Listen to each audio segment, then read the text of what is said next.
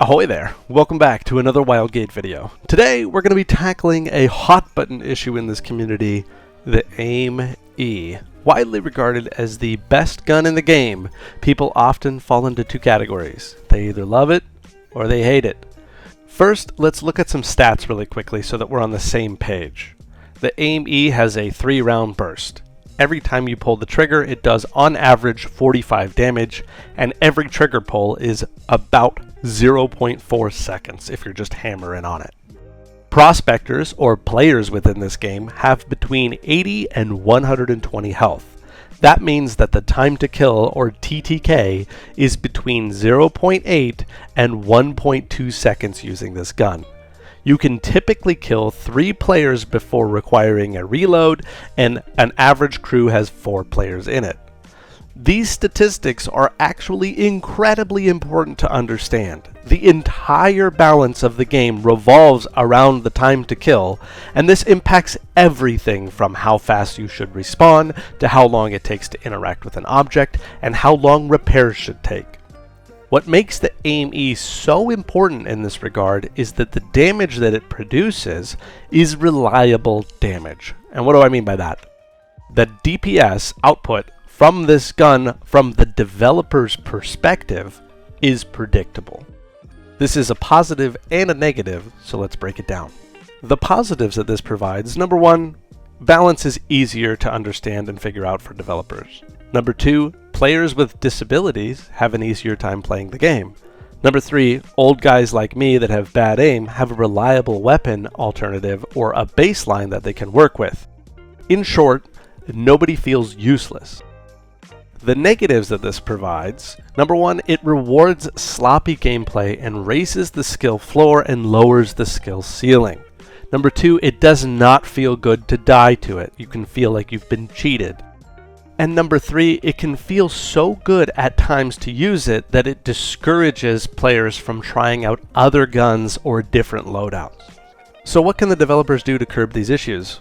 Well, the first and most important thing is that the time to kill on any skill or aim-based weapon needs to be lower than the AimE.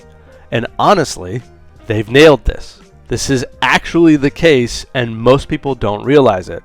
If you look at the other starter rifle, the Mark II blaster, that does 17 damage a shot with 0.11 time between rounds, and that means with accurate fire, the time to kill on a player is between 0.55 seconds and 0.88 seconds, depending on their health.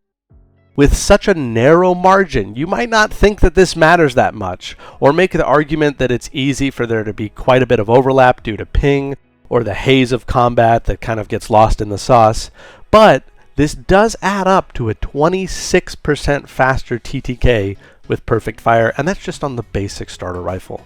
There are plenty of other weapons in this game that have a much faster time to kill, like the Rock, for example. People sleep on it, but it is a guaranteed one shot at distance with 120 damage, and you get 3 of them per life, or per reload.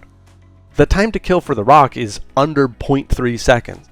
Another example, the sniper rifle takes half a second to shoot, and it one-taps with headshots.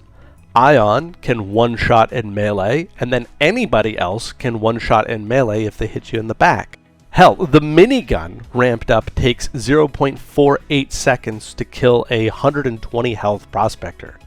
So it is almost 3 times faster than the AimE on a high health target.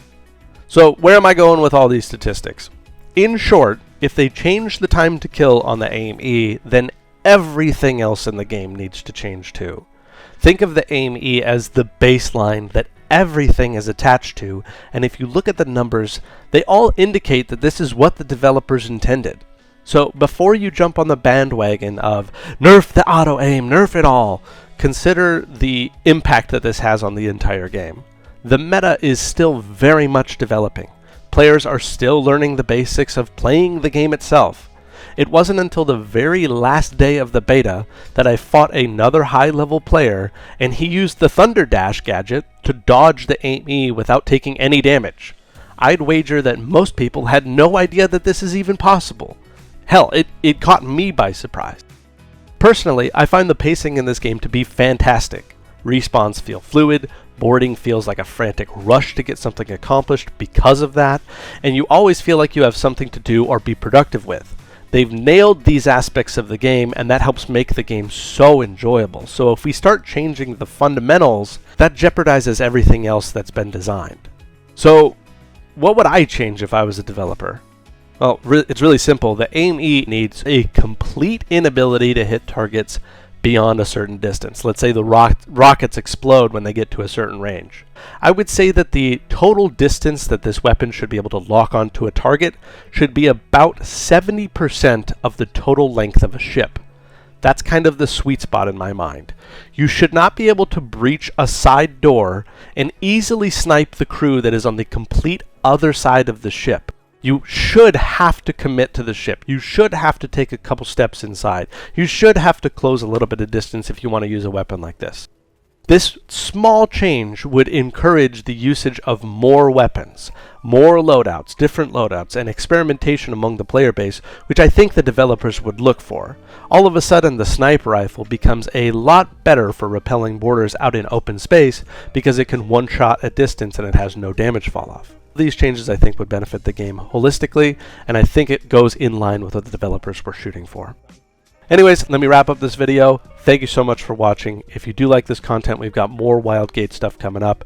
Go ahead and subscribe. Fill that void until the game actually goes live. Thanks for watching, guys. Bye.